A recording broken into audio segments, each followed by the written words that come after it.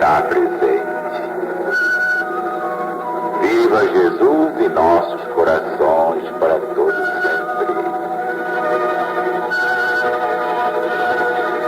Iniciamos hoje a explicação do capítulo 16º do Apocalipse de Jesus segundo São João. Este capítulo, como antecipamos ontem, apresenta uma descrição das 7 taças daquela não misturada ira de Deus e dos efeitos que se observam ao serem derramadas sobre a terra. Os leitores da Bíblia não concordam todos acerca do caráter e da cronologia destas pragas. Temos, portanto, de saber, em primeiro lugar, qual a verdadeira posição a tomar sobre estes pontos. São eles simbólicos e quase todos já cumpridos no passado da humanidade, como querem alguns, ou serão literais e todos futuros, como outros com a mesma convicção querem afirmar. Um breve exame das suas opiniões vai nos permitir uma segura conclusão.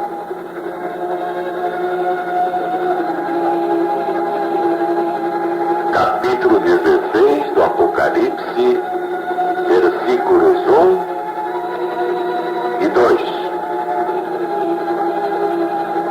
E ouvi, vinda do templo, uma grande voz que dizia aos 7 anjos: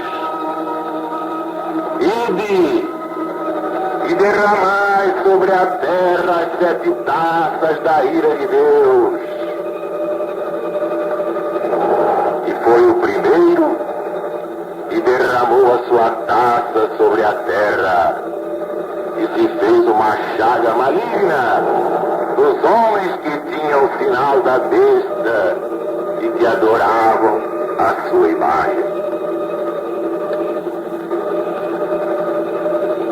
Temos de ver a cronologia das pragas.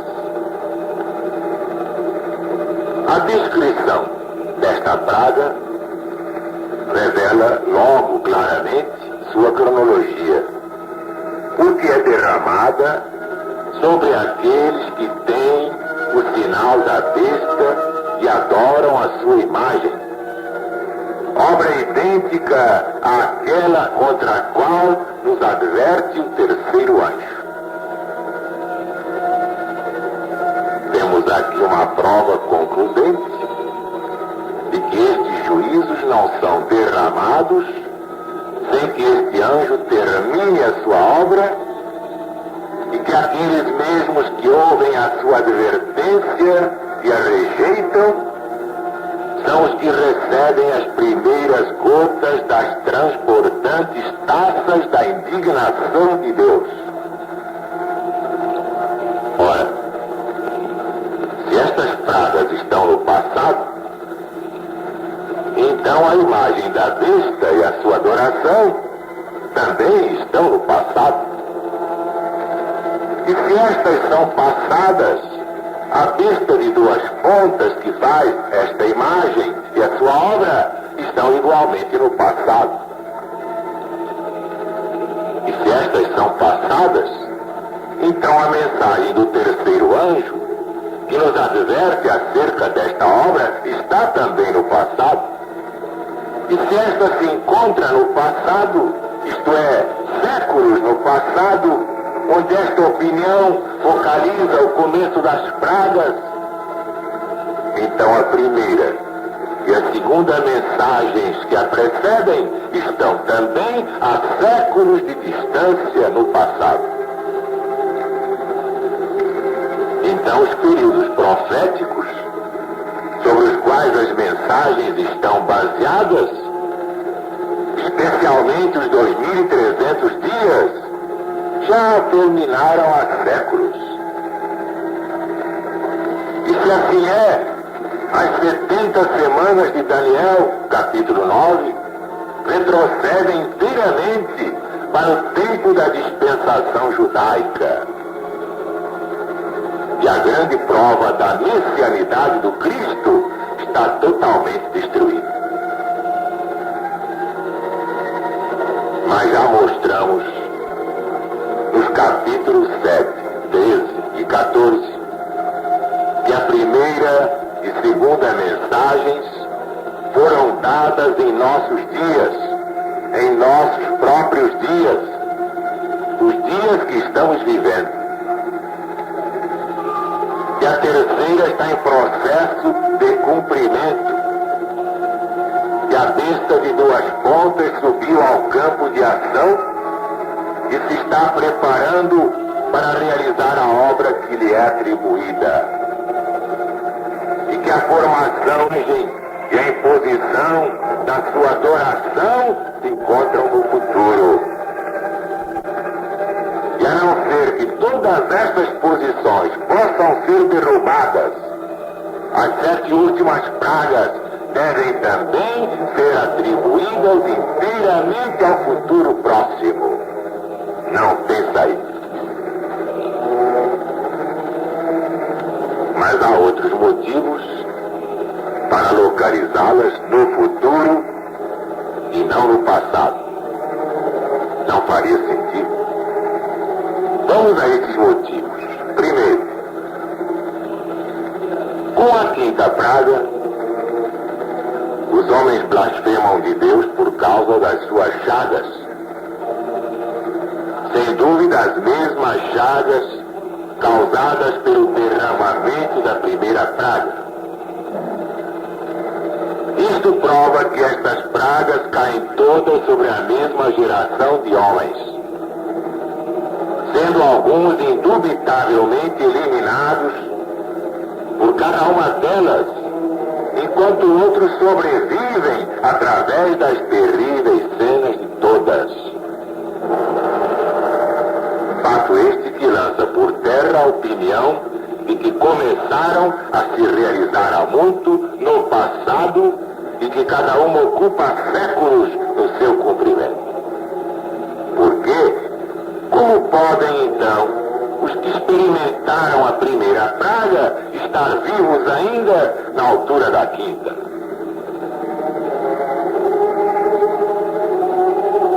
Segundo, estas pragas são o vinho da ira de Deus sem mistura, sem nenhum laivo de misericórdia. Pragas ameaçadas pelo terceiro anjo. Capítulo 14, versículo 10, capítulo 15, versículo 1. Semelhante linguagem não se pode aplicar a quaisquer juízos sobrevindos à terra, enquanto Cristo modela entre seu Pai e nossa raça caída. Por isso temos de localizá-las no futuro, quando houver terminado o tempo da angústia, o tempo da prova. Esta modelagem que vai aprimorar os espíritos no sofrimento.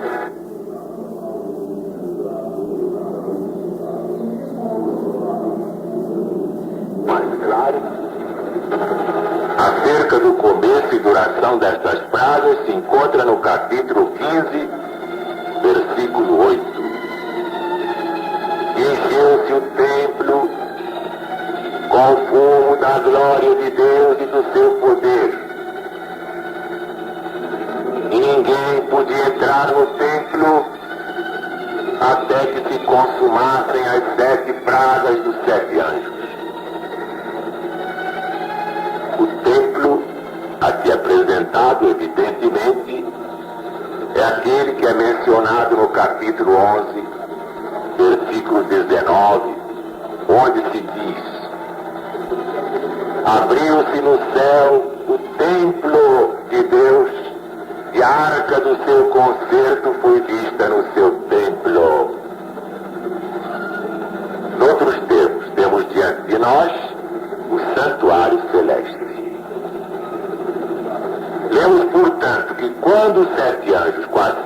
taças de ouro recebem sua missão, o templo está cheio com o fumo da glória de Deus.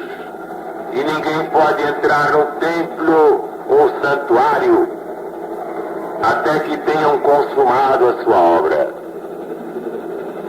Não haverá, portanto, ministração no santuário durante esse tempo. Por conseguinte, essas taças não são derramadas antes do fim da ministração do tabernáculo celeste, mas seguem imediatamente esse acontecimento. Posto Cristo já não continua como mediador. A misericórdia que durante tanto tempo deteve a mão da vingança já não intercede mais. Os servos de Deus já estão todos marcados, já estão todos assinalados para a salvação. Que se podia, portanto, esperar, senão que a tempestade da vingança se desencadeasse e a terra fosse varrida pela vassoura da destruição. Demonstra agora a cronologia destes juízos que estão diante de nós num futuro muito próximo, entesourados para o dia da ira de Deus. Continuemos a investigar sobre a sua natureza e que resultará quando sair do templo a solene, terrível ordem aos 7 anjos, dizendo: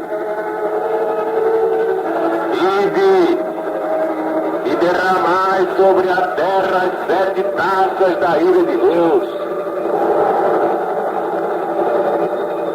Somos aqui convidados a olhar para o tesouro do Senhor, de onde são tirados os instrumentos da sua indignação, como está no profeta Jeremias, no Velho Testamento da Bíblia Sagrada, capítulo 50, versículo 25. Aqui são tirados para fora os tesouros de Saraiva, que têm estado retidos até o tempo da angústia, até o dia da peleja e da guerra, como está no livro de Jó, capítulo 38, versículos 22 e 23, do Velho Testamento da Bíblia Sagrada. E eis aqui a primeira frase. E foi o primeiro anjo, derramou sua salva sobre a terra e se fez uma chaga maligna nos homens que tinham o sinal da besta e adoravam a sua imagem. Não há motivo aparente para isto não ser considerado como estritamente literal.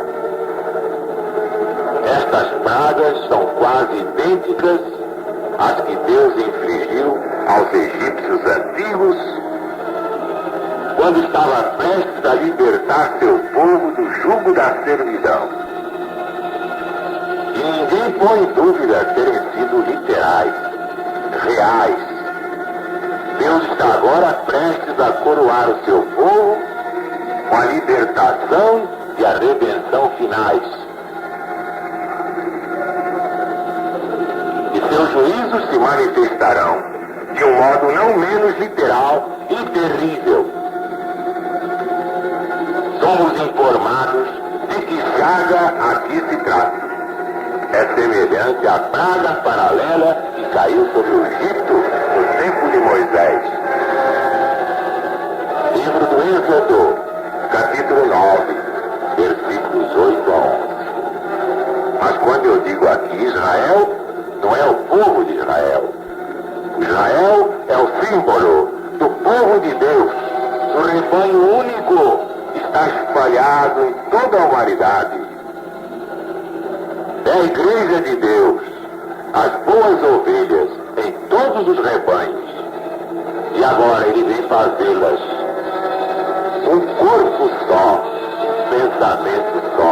uma alma só, um rebanho só, para um só pastor, que é o Cristo de Deus. Isso é que este Apocalipse não pode ser católico, não pode ser protestante, não pode ser espírita, não pode ser umbandista, não pode ser judaico. É o Apocalipse de Jesus que está acima de todas as religiões criadas pelos homens. Porque Jesus criou uma só, a do amor. É o seu novo mandamento. Amai-vos. E Deus é amor. E nada existe fora desse amor.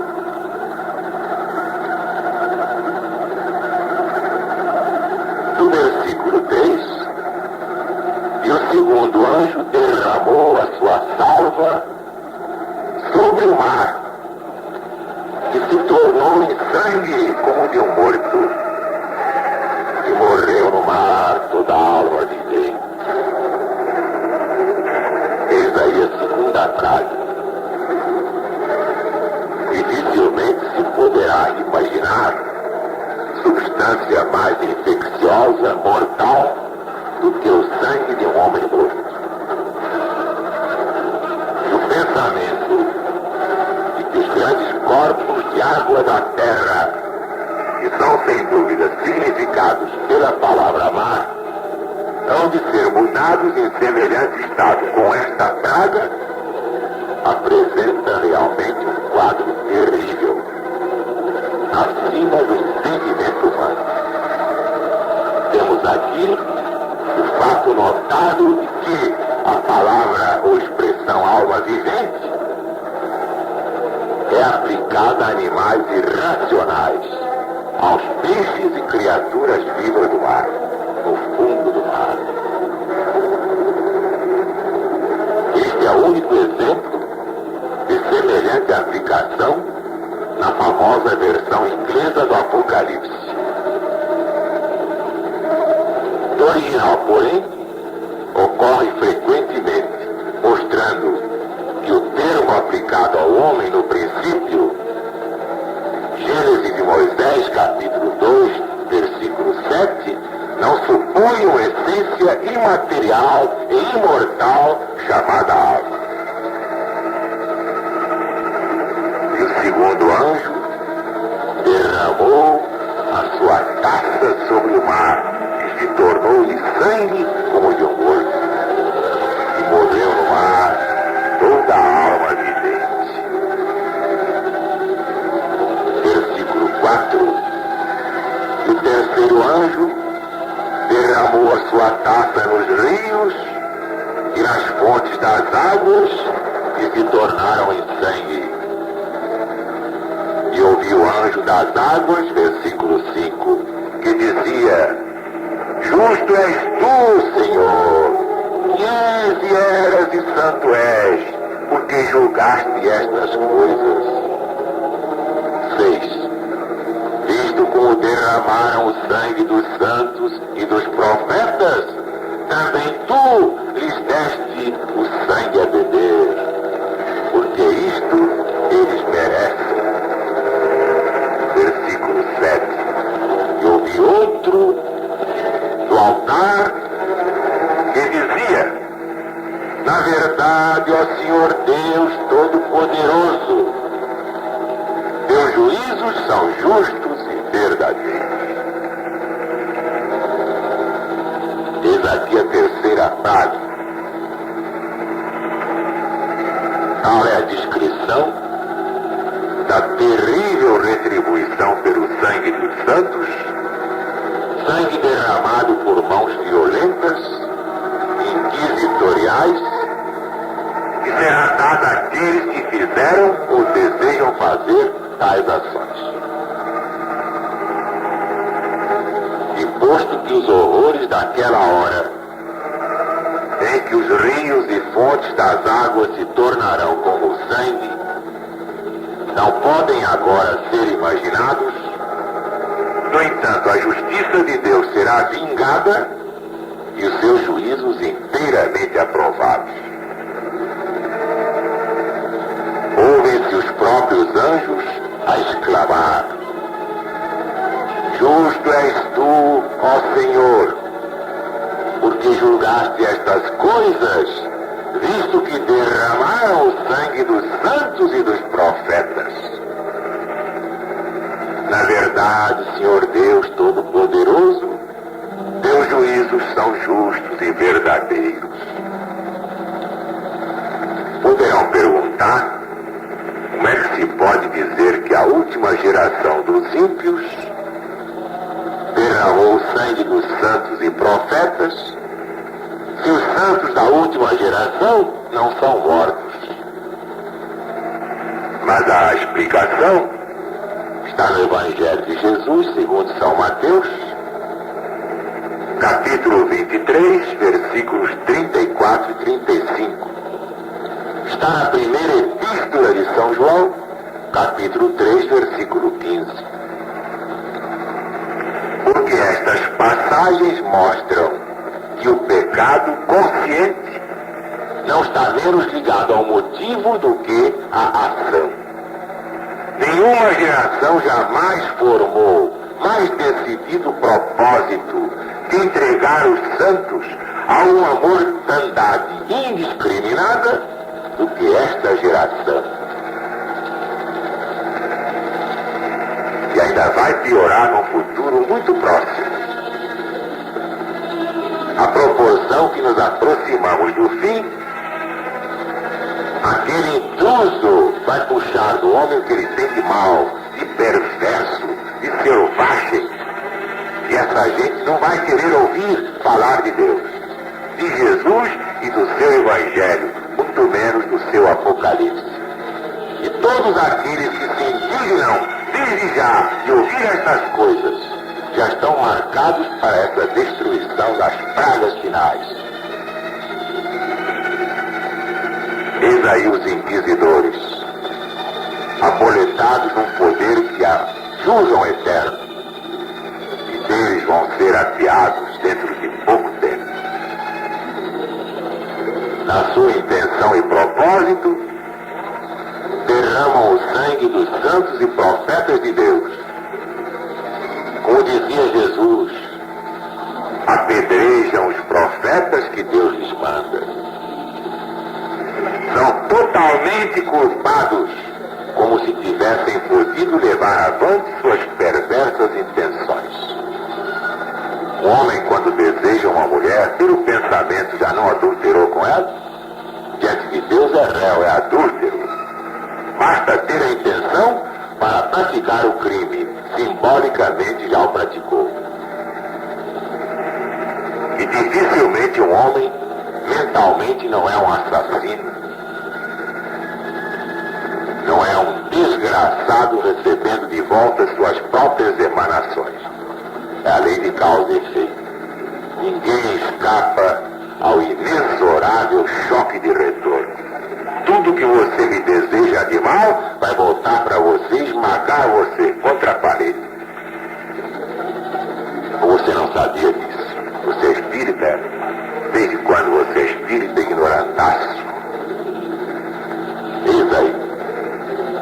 Dizia que ninguém da família humana poderia mais sobreviver depois da praga tão terrível. Há de, portanto, limitar-se à sua duração, como aconteceu com a praga semelhante lá no Egito. Êxodo de Moisés, capítulo 7, versículos 17 a 25. Continuaremos amanhã. Meditem bem. Isto é muito sério. Já estamos a um passo do fim.